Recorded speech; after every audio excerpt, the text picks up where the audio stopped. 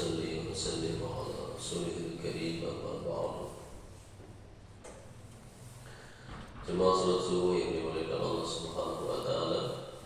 Alhamdulillah, bersyukur kita kepada Allah pada pagi hari ini Allah telah karuniakan banyak kenikmatan kepada kita, terutama nikmat Islam, nikmat iman, nikmat hidayah, nikmat bisa ibadah kepada Allah Subhanahu wa taala. Maka sebagai tanda syukur kita kepada Allah, yaitu dengan cara kita melaksanakan perintah-perintahnya dengan ikhlas semata-mata karena Allah Subhanahu wa taala. Harapan kita semoga Allah Subhanahu wa taala memberikan kenikmatan terus istiqomah kepada kita, terutama iman, sehingga bisa terbawa ketika berjumpa dengan Allah. Jemaah yang dimuliakan Allah Subhanahu wa taala, kita akan lanjutkan kembali pembahasan surah Abasa.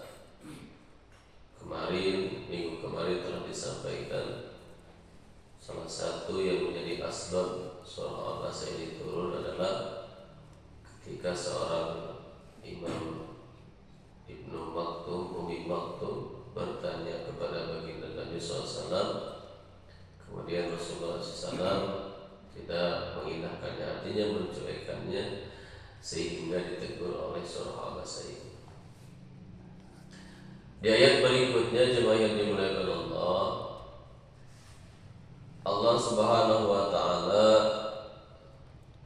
berfirman di surah Abasa ayat ke-12,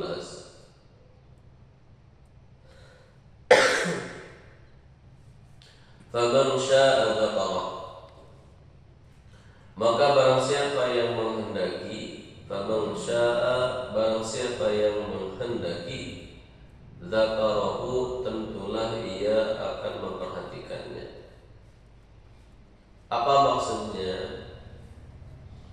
Maksudnya adalah barang siapa yang menghendaki, ia dapat mengingat Allah Subhanahu wa taala, yaitu dalam semua urusannya. Jemaah yang dimuliakan Allah Subhanahu wa taala, mengingat Allah Subhanahu wa taala dalam setiap urusan. Ini bagian daripada perintah Allah Subhanahu wa taala yang diperintahkan kepada kita. Alladzina yadhkurunallaha qiyaman wa qu'udan wa 'ala junubihim wa yatafakkaruna fi khalqis samawati wal ardh. Rabbana ma khalaqta hadza batilan subhanaka faqina adzabannar. Salah satu kewajiban kita kepada Allah yaitu berzikir, mengingat Allah Subhanahu wa taala, baik keadaan duduk, berdiri, berbaring. Karena tidak ada ibadah yang paling mudah kita lakukan dalam kehidupan kita kecuali berzikir. Salat ini ada syaratnya, ada rukunnya. Zakat ada syaratnya, ada rukunnya. Haji, puasa ada syaratnya, ada rukunnya. Tapi zikir ini nggak ada syarat, nggak ada rukun. Mau dalam keadaan duduk, berdiri, mau punya wudu, mau tidak punya wudu, mau ketika ada hadas ataupun tidak, berzikir kepada Allah. Maka di dalam ilmu tauhid, jemaah yang dimuliakan Allah, zikir ini ada dua. Ada zikir daim, ada zikir muaqqatan. Zikir yang sewaktu-waktu, ada zikir yang selama-lamanya. Zikir yang sewaktu-waktu ini, jemaah yang dimuliakan Allah, dimaknai yaitu sholat. Inna sholata kanat 'alal mu'minina kitaban mawquta. Sholat ada waktu-waktunya. Tapi selain daripada sholat, ada yang namanya zikir daim, zikir yang senantiasa kita itu harus terus ingat kepada Allah Subhanahu wa taala. Siapa orang yang bisa melaksanakan zikir daim ini? Tidak ada lagi kecuali para nabi alaihissalam. Baginda Nabi Shallallahu Alaihi Wasallam, jemaah yang Betul matanya tertidur, tetapi hatinya tidak tertidur. Bahkan para sahabat radhiyallahu taala anhu apabila bersandingan dengan baginda Nabi SAW dalam keadaan diam saja, maka akan terdengar suara gemuruh yang ada dalam hatinya. Saking kuatnya dia berzikir kepada Allah Subhanahu wa taala.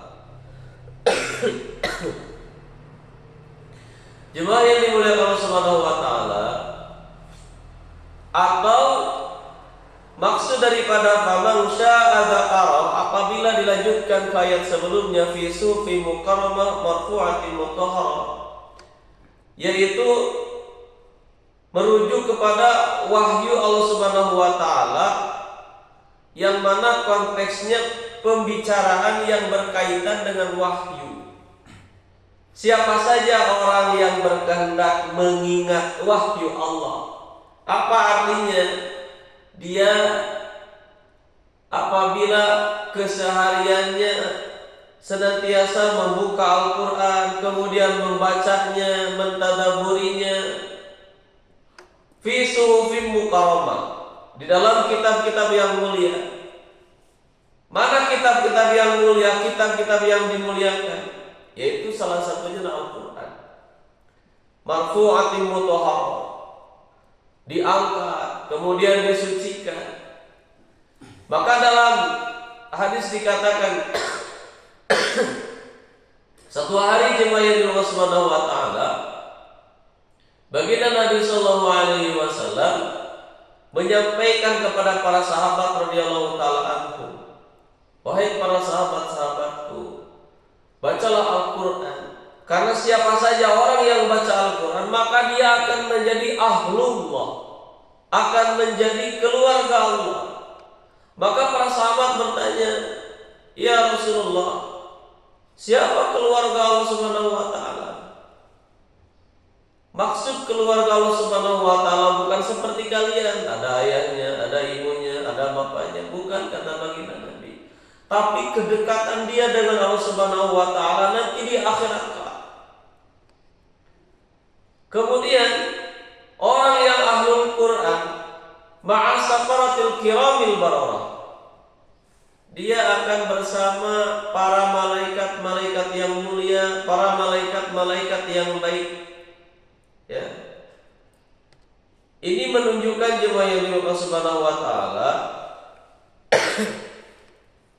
bahwa orang yang di dalam dirinya ada keterkaitan hatinya dengan Al-Quran, maka kiramim bararah di dalam surah Abasa ayat 16, yaitu mereka akan mulia, mereka akan diberikan kebaikan, mereka akan terhormat, akhlaknya begitu baik, berbakti, suci, sempurna. Atau jemaah yang dimuliakan Allah, pengertian daripada kiramil bararah ini menurut Syekh Az-Zarnuji rahmatullahi alaih, beliau mengatakan adalah mereka penghafal-penghafal Al-Quran. Faman syaa'a dzakara fi suhufin mukarramah marfu'atin mutahharah bi aidi safarah kiramim bararah. Orang yang dia berkehendak untuk mengingat Al-Quran, yang mana Al-Quran ini disucikan, diangkat derajatnya oleh Allah Subhanahu wa taala, kemudian berbakti, mulia, maka orang yang dia membaca Al-Quran dengan penuh perhatian, memahami Al-Quran, mentadabburi Al-Quran, ma'a safaratil kiramil bararah, dia akan bersama yaitu para malaikat-malaikat yang begitu baik. Siapa di antaranya? Maksud jemaah yang dimuliakan Allah, kiramil bararah ini adalah para penghafal-penghafal Al-Quran yang akan senantiasa bersama para malaikat-malaikat yang baik. Jemaah yang dimuliakan Subhanahu wa taala, maka Syekh Maulana Ilyas rahmatullahi alaih beliau adalah seorang muhaddis, ahli hadis, mengatakan, jadilah kamu penghafal Quran.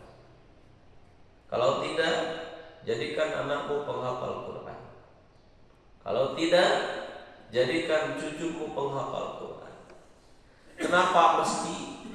Sampai Syekh Maulana Ilyas mengatakan, jadikanlah salah satu dari keluarga kamu ini penghafal Quran. Karena penghafal Quran ini, jemaah yang dimuliakan Allah, bisa mensyafaati 10 keluarganya yang sudah diwajibkan masuk neraka. Kalau takdir kepada keluarganya masuk neraka, itu bisa diangkat sama anaknya yang hafiz Quran. 10 orang. Maka jemaah yang dirahmati Allah Subhanahu wa taala, bagaimana kalau di keluarga kita punya anak 3 semuanya jadi hafiz-hafizah? Atau kita punya cucu jadi hafiz-hafizah? Jemaah yang dirahmati Allah Subhanahu wa taala, tidak mudah kita menjadikan keturunan-keturunan kita yang cinta kepada Al-Quran, apalagi menjadi penghafal Quran. Karena tidak mudah jemaah yang dimuliakan Allah. Hanya orang-orang yang Allah pilih saja untuk menitipkan daripada kalamnya kepada hambanya. Tidak semua orang Allah berikan kekuatan. Ada orang yang pintar, jenius sekali dalam perkara dunia, bisa menciptakan robot, komputer, menghafal rumus-rumus, tapi menghafal Quran tidak Allah berikan karunia. Ada yang jenius di bidang matematika, di bidang teknologi, di bidang fisika, tapi Allah tidak karuniakan dia jenius dalam menghafal Quran. Karena menghafal Quran adalah rahmat dari Allah Subhanahu wa taala. Jemaah yang dimuliakan Allah Subhanahu wa taala, sekarang kita lihat ya, di sekeliling kita. Kemarin kita bulan Ramadan buat pesantren kilat di masjid kita di sini. Dan kehadiran tamu anak-anak SMK. Dari sekian anak, berapa anak yang bisa baca Quran? Ada yang gak kenal huruf sama sekali, jemaah yang dimuliakan Allah. SMK Muslim lagi asinanya. Ini pelajaran buat kita. Maka jemaah yang dimuliakan Allah Subhanahu wa taala, di Indonesia ini ya, ada salah satu kampung yang mana kampung tersebut warganya saja itu kurang lebih ada 1000 yang hafiz Quran, belum hafiz hadis, yaitu di desa Temboro, Pak. Desa Temboro di daerah Magetan. Kalau kita melihat ke sana, kalau nanti Bapak ada waktu misalnya bawa anak silaturahmi ke sana, studi banding tentang pendidikan, Masya Allah, tabarakallah, warga-warganya yang jaga warung, yang jualan, itu terucap dari lisannya itu penghafal Quran, menghafal Quran, Pak. Makanya Masya Allah, ya saya pun belajar gitu, maksudnya menjadikan anak-anak itu menjadi penghafal Quran. Ya, di TKI saya buat pondok, Pak. Sekarang alhamdulillah santrinya baru ada 15 orang, dan memang saya nerimanya cuma 15. Dan Masya Allah, tabarakallah gitu ya. Asbab daripada kita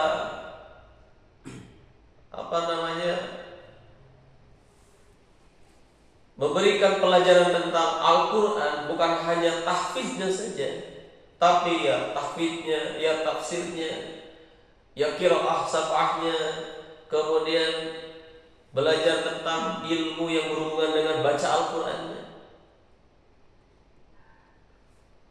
Kemarin di pondok kami gitu buat acara Sunhol namanya itu Pak, santri holiday.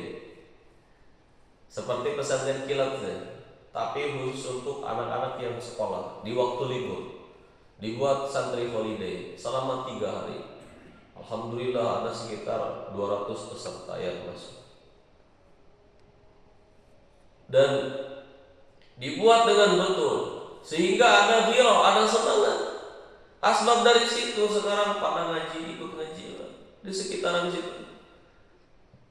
Termasuk dari komplek-komplek yang ada di Taman Pokok Indah. Bahkan ada orang Nasrani yang bertanya juga, ini apa namanya? Ini jemaah yang dimaksud Allah. Kalau kita betul-betul ya, bagaimana keturunan-keturunan kita, saudara-saudara kita bentuk mereka menjadi para penghafal Quran. Ini jelas ma'asaqatil kiramil barrah, akan beserta para malaikat-malaikatnya yang mana dia mulia, dia baik, berbakti kepada siapa? Berbakti kepada Allah. Malaikat ini tidak ada malaikat ini yang bermaksiat walaupun hanya sekejap mata. Malaikat ini gak pernah sedikit pun bermaksiat kepada Allah Subhanahu wa ta'ala. Nah, jemaah yang dimuliakan Subhanahu wa ta'ala, maka mudah-mudahan kita dikaruniakan keturunan cucu misalkan, karena mungkin bapak-bapak sudah nggak ada yang punya anak kecil ya. Cucu saja kita dari anak keberapa dikasih semangat sama kita. Terus bagaimana kalau di pondok pesantren kan? Jangan ragu-ragu Pak. Ya. Kemudian kasih biaya yang terbaik kepada anak di pondok supaya apa? Allah berikan kepahaman. Mungkin ya terkadang ada seorang anak itu kalau di pondok pesantren ini Pak, baru 1 bulan baru 1 minggu udah minta nelpon ayahnya, bapaknya atau ibunya dikirim uang. Ketahuilah bapak-bapak yang dimuliakan Allah, anak-anak di pondok pesantren dibangunkan jam 3 pagi. Dia tahajud, dia istighosah, pada subuh ngaji, istirahat 1 jam, ngaji lagi. Ini di pondok saya gitu Pak ya. Sampai jam 10, setelah itu makan, istirahat. Jam 12 bangunkan lagi, nggak ada waktu tidur. Dari jam 12 ngaji sampai jam setengah 4. Dari jam 4 ngaji lagi sampai setengah 6. Dari maghrib ngaji sampai jam 7. Setelah isya ngaji lagi sampai jam 10. Capek, lelah Pak ya. Anak-anak kita itu yang ada di pondok pesantren itu, mereka bermujahadah dalam ilmunya. Kita sebagai orang tua pun mujahadah dalam memberikan yang terbaik kepada anak-anak kita. Tidak akan sebanding Pak kalau seandainya disamakan dengan anak-anak yang di luar pondok pesantren. Pengorbanan mereka gitu. Pengorbanan mereka belum lagi dia pingin main, pingin itu. Di pondok pesantren nggak ada yang main gitu. Ya, biasanya di rumahnya pegang handphone, di pondok pesantren nggak ada yang pegang handphone. Ini Pak. Sehingga ketika anak-anak itu betul dicetak dengan baik, jemaah yang dimuliakan Allah, akhlaknya baik, ibadahnya baik, ilmunya bagus, maka yang mendapatkan karunia, rahmat, kebahagiaan pertama adalah orang tuanya. Terutama ketika kita sudah tidak ada di dunia ini. Gitu. Siapa lagi yang bisa menolong kita kecuali anak-anak yang soleh, yang mendoakan kita, cucu-cucu yang soleh dan solehah, yang mendoakan kita. Yakin Pak, orang yang diam di pendidikan pondok pesantren, jemaah yang dimuliakan Allah, setiap sholatnya pasti ngedoain ayah ibunya, atau sebelum ngaji ngedoain ayah ibunya, karena biasa dipimpin oleh ustaz-ustaz. Sebelum ngaji doain ayah ibunya, setelah sholat doain ayah ibunya, setelah ngaji doain ayah ibunya. Tapi kalau di luar itu bukan berarti tidak, tapi belum tentu Pak. Belum tentu. Karena pendidikan agama ini Kalau seandainya tidak diberikan kepada anak-anak kita, keturunan-keturunan kita, mereka akan lebih cenderung untuk memikirkan di luar agama. Akan lebih cenderung memikirkan di luar agama, melihat kondisi keadaan dunia, apalagi dengan teman-temannya. Lihat teman-temannya punya iPhone baru, pingin datang ke orang tua minta. Kalau punya akhlak yang baik. Tapi kalau tidak, jemaah yang dimuliakan Allah, kita sering lihat ya di sosial media, masya Allah, seorang anak sampai hendang bapaknya, hendang ibunya, gara-gara minta uang 50.000, gara-gara minta uang 30.000. Ini jemaah yang dimuliakan Allah. Kenapa seperti itu? Karena tidak ada pendidikan agama. Semoga Allah karuniakan anak-anak keturunan kita sayang dan solehah, paham agama. Amin ya Allah ya Rabbal alamin. Itu saja yang bisa sampaikan di pagi hari ini. Semoga ada manfaatnya. Kurang lebihnya kekurangannya dari pribadi. Menjadi Allah Subhanahu wa taala. Wallahul muwaffiq ila aqwamit thoriq. Wassalamualaikum warahmatullahi wabarakatuh.